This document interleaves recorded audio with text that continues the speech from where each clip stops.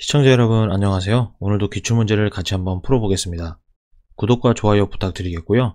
오늘은 134회 3교시 서술형 4번 문제가 되겠습니다. 오랜만에 콘크리트 혼화재 문제가 나왔네요.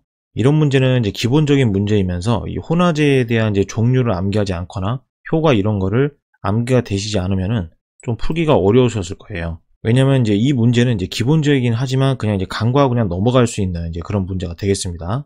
그래서 종류별로 특성 물어봤고요. 효과 이렇게 두 가지를 물어봤습니다. 유형은 없는데 공법화 해가지고 좀 풀어볼 수가 있어요. 그래서 주요 키를 보시면은요. 혼화재의 필요성 이런 거 한번 언급을 해볼 수 있고요. 혼화재를 두 가지를 빼서 비교를 할 수도 있습니다.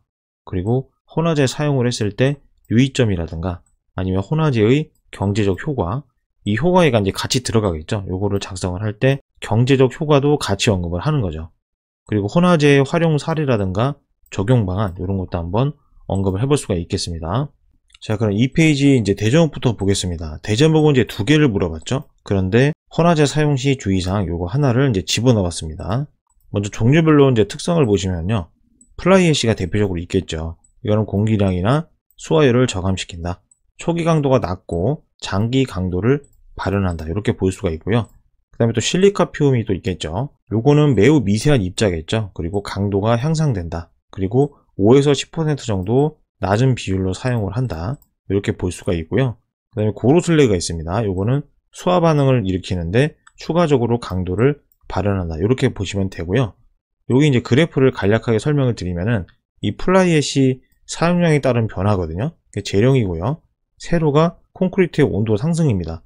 그래서 플라이애쉬를 사용을 안 했을 때 30% 사용했을 때 50% 사용했을 때 요 콘크리트의 온도 상승이 이렇게 된다. 그래서 요거는 참고를 하셔서 보시면 되겠습니다. 그러면 혼화재의 종류별 효과는 어떻게 되느냐? 먼저 플라이애쉬는 2차 반응하고 볼베어링 효과가 있습니다. 또 추가적으로 장기적 강도나 내구성을 증대시키는 이런 효과가 있겠고요. 이런 것들은 조금 암기가 되셔야 되겠죠. 그리고 실리카 퓨움 같은 경우 이거는 2차 반응 볼베어링 똑같습니다. 내화학성이라든가 내구성을 개선시키는 그런 효과가 있고요. 그 다음에 고로슬레가 있습니다. 요거는 2차 반응 시공 연도를 증가한다. 그리고 팽창제 같은 경우에는 균열을 저감시키고 수축을 제어한다. 이러한 효과가 있겠습니다. 자, 그럼 사용 시 주의사항은 어떻게 되느냐? 먼저 사용하기 전에는 혼화재의 종류별로 적정 혼입량을 확인을 하고요. 겨울철에는 플라이애쉬 사용을 지양을 하는 게 좋겠고요.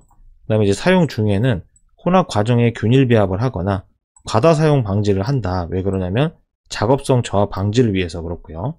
그 다음에 사용 후에는 양생 조건을 준수를 하고 균열 발생 여부를 점검한다. 이렇게 정리를 한번 해봤습니다.